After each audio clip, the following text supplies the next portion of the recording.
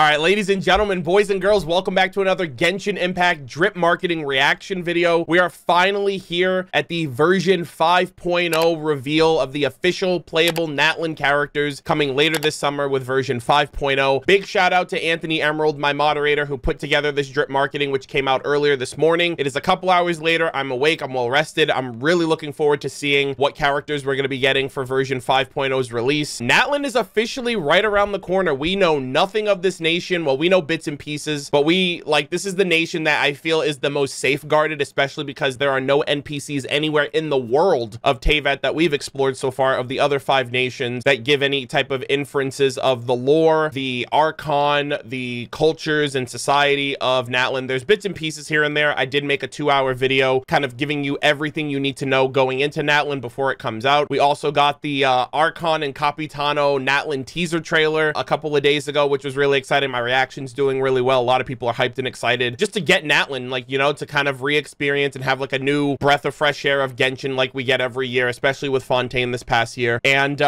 before we get into the 5.0 drip marketing, I already feel very nostalgic. I already feel very sad about the fact that Fontaine was just such a phenomenal patch. We just did the Remoria World Quest for my playthrough session over on my Twitch channel, twitch.tv/murderofbirds. And so I have officially 100%ed everything in regards to Fontaine. And now we just have the Samulanka summer event, and then we're off to Natlan. We're off to the Land of Dragons. We're off to basically defend another nation from another Gnosis, from another Harbinger, from another, you know, massive plot progression for the game. And we have the first reveal of the playable characters, which I'm very excited about. I'm officially all in on picking and choosing characters. As of Fontaine, I've already skipped some units here and there. I've skipped Cloud Retainer, Chiori, Clorand, and Siegeween. And so now it's very much going to be a pick and choosy kind of thing. Definitive characters that I am pulling no matter what: Ian-san, the Pyro Archon, and Capitano if he becomes playable. Given the fact that we got the teaser trailer a few days prior to the drip marketing, I'm expecting that the first couple of characters that are going to be revealed is either going to be 1 5-star, 2 4-stars, or 2 5-stars, 1 4-star. We usually get 1 5-star, 1 4-star for the first half, and then a 4-star for the second. But I'm assuming the first couple of characters are going to be the trio that originally revealed, if I'm remembering the names properly: Mualani, Kachina, and Kinich, I think was his name. So the Hydro Shark girl, the Geo Drill girl, and the Dendro boy. And so I'm really interested in the Dendro guy, if I'm being completely honest. If Kachina is a 4-star, I would be willing to snipe that character. Mualani looks pretty cool too. They all seem to have different ways of explorative traversal. You had Kachina on the drill, you had Mualani riding her shark on the water. It's kind of like what the lore of Natlan mentioned regarding that there are tribes people that imitate the Saurians that they kind of live amongst. And I assume that like all of these characters that they've showcased, there's a bunch of them that are a part of different tribes. And so I'm just really excited to check this out. I really love how Anthony presented Bennett looking off into the distance of what will eventually probably be the first foray into Natlan, because Bennett has a lot of like Natlan question marks surrounding him and whatnot, which is pretty interesting. But yeah, with all that said, I really hope you guys enjoy my thoughts, my reactions to everything. As always, leave your thoughts in the comment section down below. And without further ado, let us check out the Genshin Impact version 5.0 drip marketing. Oh, here we go. Beautiful presentation, Anthony. I really appreciate this. Wow, look at is this the official reveal of her? Wow, she has her shark featured. She's like surfing on the waters. That's so cool. Mualani. Also, big shout out to the fact that this character is performed by Cassandra Lee Morris, which is one of my all-time favorite voice actors, especially for her role as Morgana from Persona 5 Royal, which is my favorite video game of all time. And also, like, she does, I think she's also the voice of Yumi and Nami in League of Legends, which I'm a support main, so I've used those characters as well. Wow, this is a great presentation, Anthony. I love how he has, so I assume Mualani is of the tribe that matches the Saurian in the background, that is the one that swims in the water and in the lava, like the swimmer Saurian, if you will. So really great presentation, Anthony. Really appreciate all of the accompaniment, the background image you used, the drip marketing center picture, the lore on the side. I really like that. Okay, so we're gonna change the camera here. This is all first first time information that we're learning of these characters, which is super exciting. So I assume she's a 5-star as well. Let's check it out. So we have Mualani, Splish Splash, Wave Chaser, and it says she's a Mesli guide. I think that's how you say that. I think the T might be silent there, or the Z might be silent. So it's Mesli or Metzli guide, and that might be one of the 6 tribes, which is kind of interesting. So let us check out her description. There's not a spot in the whole of Natlan this girl couldn't reach if she wanted. Oh, okay. So she's basically like, I wonder if she's like the outrider of Natlan, right? Basically, she's the regional guide of Natlan, similar to how Amber is like the outrider guide of Mondstadt, which is kind of cool. So why does she come asking if it's an auspicious day for an outing every single time? Oh, well, now that I have read her fortune for a whole decade in advance, I finally have some peace and quiet. Kitlali. Wait, isn't Kitlali like the character that I said in the freaking trailer that looks like Fu Xuan from Honkai Star Rail? And Fu Xuan in Honkai Star Rail is a master diviner that can foresee the future? Holy shit, she looks like Fu Xuan. That's crazy. And I know that Kitlali is also voiced by, I think, Skylar Davenport, who is also March 7th VA from HSR. So she's like a combination of March 7th meets Fu Xuan. And so I kind of called that before it actually came to pass, just based on her art style, which is kind of cool. So I guess Mualani, from this description here from Kitlali, is essentially just a very outgoing people person. And she's like, oh my God, I've foreseen this girl's future for the next 10 years, so I can basically avoid her from here on out. Wow, that's interesting. So they have a fort. So one of the playable characters seemingly is a fortune teller. That is very interesting. I wonder if there's going to be any lore implications to that, or what their backstory is with having that kind of blessing upon them, or maybe curse, who knows. Nice. So name Mualani, title Splish Splash Wave Chaser, who is a Mesli guide or Metzli guide. Let me know how the pronunciation is in the comments if you guys know. And she's obviously she's a Hydro Vision user. Wow, really cool. All right, let's check out this one here. In terms of how well they know Natlan, perhaps even the birds that gaze down upon this land from high up above would fall short of the guides from the people of the springs. Okay, so we do know of the 6 locations that were featured or mentioned in the Unfinished Revelry, and the spring source was one of them. So obviously this is where one of the 6 tribes derives from, as well as the water-based Saurian. Long ago, their forerunners once measured the world with their feet, transforming the winding perilous paths they walked into networks of orderly lines on their maps. As a member of the people of the springs new generation of young guides, Mualani has already established an eminent name for herself throughout Natlan. With her to lead the way, you'll be sure to experience the spectacular sights of volcanic eruptions, breathe in the refreshing natural fragrance of ember core flowers, even witness spontaneous performances put on by the Coholasars. Oh, that might be the name of the Hydrosaurians here. Okay, let me write that down too. Yeah, so we know about the Tepet Lasari, which are the drill Saurians from the first preview teaser, and I believe also the Iktomisars, which are, I think, the red flying ones that we saw in the first reveal of Natlan as well. So I guess it would be Coholasars and Coholasari, so for singular and plural. But likewise, if there was an emergency or you just needed to be somewhere urgently, she'd find a shortcut to get you there as safely, soundly, and smoothly as possible. Everyone knows the routes, Mualani herself would tell you, but timing's the key. You can't just set off wherever you feel like. That would be extremely unlucky. Bennett moment, ladies and gentlemen. Bennett is not beating the Natlan allegations. I am sorry. I actually wonder if Mualani is going to be the first character we interact with if we're trying to find our way through the desert to make it to Natlan, and then we're trying to find the city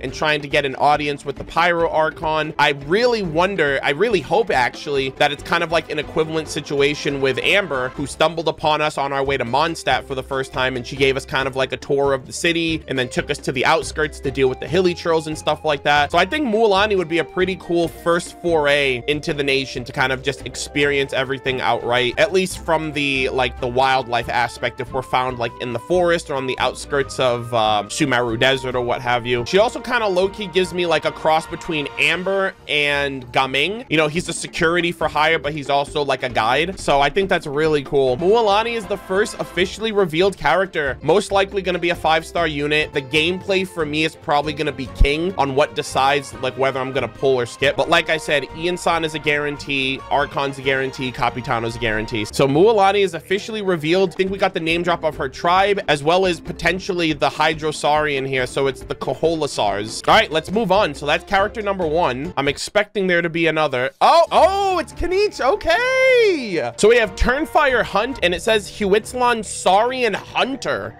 Uh-oh. Wait, we're out here hunting Saurians? Isn't that like low-key oppression? I don't know how I feel about this, guys. I don't know what exactly is a Saurian hunter. I don't know if he hunts them for sport, he hunts them for food, he hunts them because he doesn't like them. I have no idea. Interesting, because I do know that there is like a lot of history regarding Saurian enslavement and Saurian oppression in the past. So we don't know anything about the characters. Saurian hunter is kind of wild to me, though. Huitzlan might be another tribe name, so let me write that down. Also, let me know if I'm pronouncing these right. I should probably pull up like Google Translate, but I'm like, let's wing it. And I think the little JPEG that's on the image here with him is like a jaw, which was like the JPEG like self-proclaimed dragon lord that was in the trailer with him. So it actually is a companion of him. It might be a part of his kit. He looked like he could have been a Claymore user from the trailer, so let's see. This servant of mine is no fool, and nimble too as far as servants go. His biggest fault is that no matter how hard you try, you simply can't get rid of him.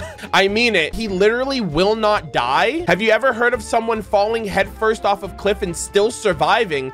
Utterly infuriating. What? Is bro low-key immortal? Actually, you know what's kind of crazy about that? A lot of people are calling this guy Dendro Zhao. So like if he falls off from really high up and he doesn't die, does that basically mean he has the same type of like passive as Zhao, whereas like if he plunges, he doesn't take fall damage? So Zhao can't die either from high falls. That's actually kind of interesting if that's what it's implying. And this was said by Kahul Ajah, the self-proclaimed almighty dragon lord. Guys, almighty dragon lord, bro could literally be a globified Nibelung right now. He looks the part. He looks super tiny, super weak, not that serious. He's self-proclaimed, but who's gonna take someone that looks like that seriously as a dragon lord? And we know that Nibelung was the dragon king, right? And it's like, I don't know, man. If I'm just saying, if Kahul Ajah is some like late game super powerful entity character, I will not be surprised in the slightest, because it seems like for his self-proclaimment, and the Archon quest is called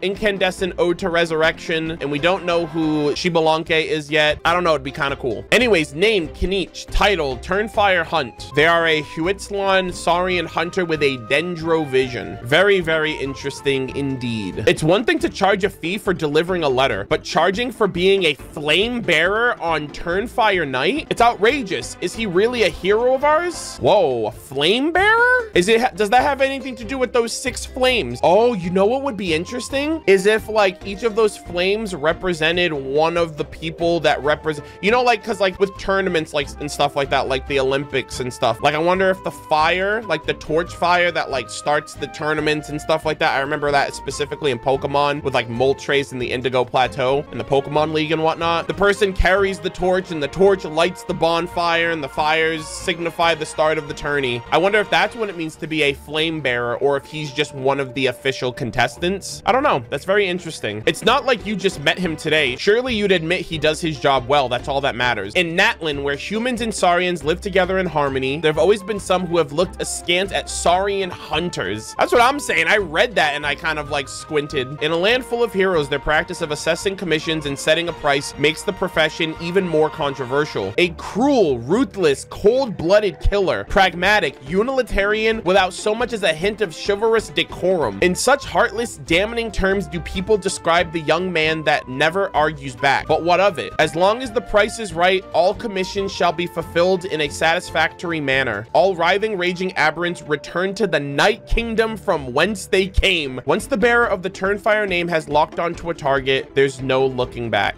Okay, so he definitely seems like a I'll do anything for the right price kind of mercenary, even if it comes down to fighting Saurians, which is very interesting. I wonder what his backstory is, because that seems like a very morally dubious kind of character. But I also feel like it's almost too good to be true that there is someone in the game that will come across the Traveler that will come off and be that very type of person that people portray them as: cruel, ruthless, a cold-blooded killer, you know, stuff like that. There's nothing wrong with being pragmatic. I don't know, like, we don't know his story, we don't know his perspective, we don't know what's actually going on out there in the world, but I will admit, Sari and Hunter really did catch me off guard because these creatures have been oppressed in the past, and in the present day, I think I even said it when we were still in Fontaine doing the Art Conquest, where I mentioned, I wonder if Saurians, actually no, I think it was when the Saurian event came out a couple of patches ago, where I was like, oh, I wonder if like there's Saurians have learned to live amongst humans, but I don't know if that's just a net positive thing. I don't know if it's just for the good. I'm pretty sure some people look down on them. I'm pretty sure some people like treat them terribly or enslave them or whatever the case might be, because it definitely happened in the past. So I'm very interested to learn about a Saurian hunter for sure, especially because he seems to have a self-proclaimed almighty dragon lord as his companion. So I wonder how he feels about his fellow dragonkin potentially being attacked by this guy, you know, for whatever, like for a mercenary charge or whatnot. So obviously if it's for a price, if it's to protect people and the Saurians are attacking like travelers or caravans or merchants or anything like that, that's a different story. But I hope he's not doing it simply for sport. That's all I wanted to say. I'm very interested to learn more and see more about him. He is Dendro, so I'm wondering if he'll benefit from the Unfinished Revelry set, given the fact that that's a burn set, so Dendro would work alongside it. But we'll have to wait and see. All right, and last but not least, very much so, we're probably going to see the Tepet Lasari and Kachina for the last run here. Hey, there she is. Kachina, molted gold yet unsmelted. Oh, Nanatsnakayan, that's what the name was. Yeah, the Nanatsnakayan are the children of echoes. Nice. Nanatsnakayan, young Braveheart. She is so adorable. I love her little she's got like a drill segue. That's so cute. All right, nice. So we have all three characters here. All right, click more to keep reading. Okay, so I guess there's more stuff over here on the side. I'll keep that in mind. All right, so we have a bit of lore here. Let's check it out. Not long after we first met, I saw Kachina crying and tried to hand her a handkerchief, but smiling back, she said to me, "Don't worry, I'll wipe my own tears." This was a moment I'll never forget. Aww. So don't you worry about her either. The girl's made of strong stuff. Just make sure you give her all the encouragement she needs, Mualani. I believe that wholeheartedly based on their two interactions during the Natlin teaser trailer of them kind of ushering in the start of the tournament. She is very much adorable. She wanted to take a commemorative photo to remember the occasion. She's just like me for real. I stay taking pictures in Genshin now more than ever. So we have Kachina with the title Molted Gold Yet Unsmelted. She is regarded as a Nanatsnakayan young Braveheart with a Geo Vision. I'm expecting that she's a 4-star unit, but we'll have to wait and see for confirmation. All right, so this is a mouthful of text here, so let's read this. Just like other younglings of the Children of Echoes, Kachina grew up surrounded by adorable Tepet Lasari. Just like other younglings of the Children of Echoes, Kachina grew up surrounded by adorable Tepet Lasari, shiny gems dug up from the depths, and heroic stories passed down by tribal elders. She came to know the mountain paths like the back of her hand. Yeah, they showed that too. Developing a great instinct and skill for searching out the treasures of the earth. She's just like Klee for real, bro. Klee has her treasures that she buried out in Mondstadt, and I just love that she kind of is like the Geo version of Klee for Natlin. In her leisure time, she and her friends would often visit the recording studio where musicians made their music, where they would dance freely to the pulsing rhythms. Growing up in such an environment, the occasional bumper scratch was unavoidable, and when she hurt herself, Kachina would cry out the pain just like any other child. But long before others had recovered from their pain, she would have wiped away her tears and stood back up again. Of course, she understands why the adults would see her as a good kid, yet she struggles to comprehend why she, of all people, was given the name Euthabidi. For as the ancient poem goes, the one who dares stand firm as a mountain, their bones like battlement, and hold the sun's gaze, it is they that shall be given unto eternity. Oh, interesting. Okay, Anthony said click here for more. Holy essaying, bro. Holy moly. Fear itself should instead fear me, for my body is like a roaring blaze, destined to melt down all that is mean and lowly, then cast it once more as an epitaph. What part of her lives up to the lofty spirit embodied by the great name? The young Kachina has yet to find this out, but having been guided this great honor, she is determined never to give up, no matter how many of her bids at the pilgrimage of the return of this. Wait, what the fuck? Wait a minute, dude, they're dropping so much lore right here. But having been granted this great honor, she is determined never to give up, no matter how many of her bids at the pilgrimage of the return of the sacred flame end in vain. Even if it means being ostracized and reproached by her peers,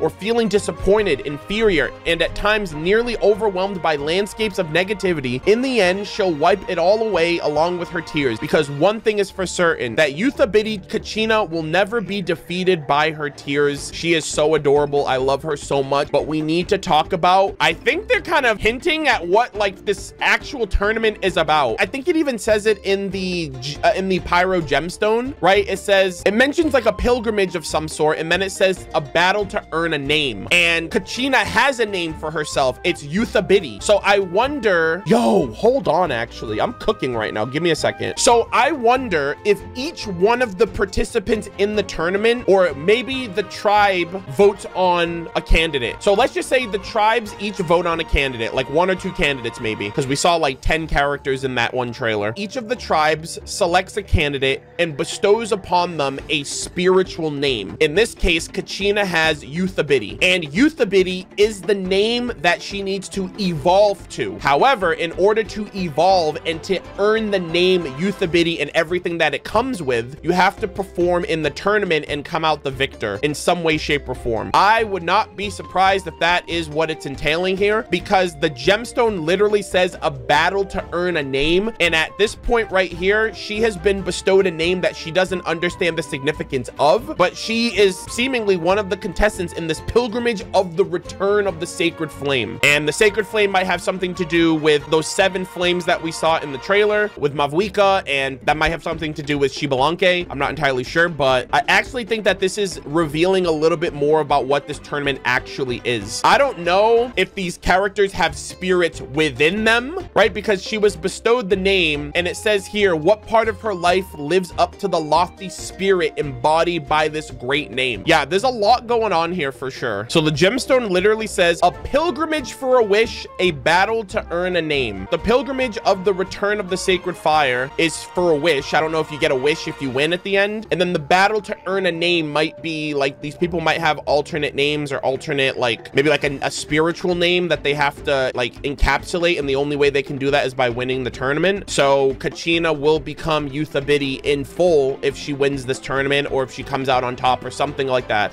or if she is able to claim whatever sacred fire was in that one entombed area, because there was 7 flames. Maybe each one of the tribes have to secure one for the tournament in order to win, or to be considered a victor. I'm not entirely sure, but yeah, the winner takes all, and I guess people get to choose their fate. I also wonder if there's any type of Samsara business going on in Natlan, because no one is allowed to leave here, and this tournament happens annually, and it's kind of like, again, it's like a cyclical thing. Like every year they look forward to this, and it's kind of like the same old song and dance. So I'm kind of wondering like what could this all be possibly leading towards. I hope I cooked at some point in all of this drip marketing, because this was super fascinating, really entertaining stuff. A lot of stuff I'm already cooking right now, and we only have drip marketing. So I'm very excited, really looking forward to all of these characters. If I have to place my bets, Mualani and Kinich are 5 stars, and Kachina is the 4-star, and I'll probably be going for all 3 most likely. I have to really see their gameplay to really decide for certain. My heart is pulling me towards Kinich, especially if he's a Claymore user, but I feel like Mualani might be a bit more exciting to play, especially if she has a little bit of mechanics in regards to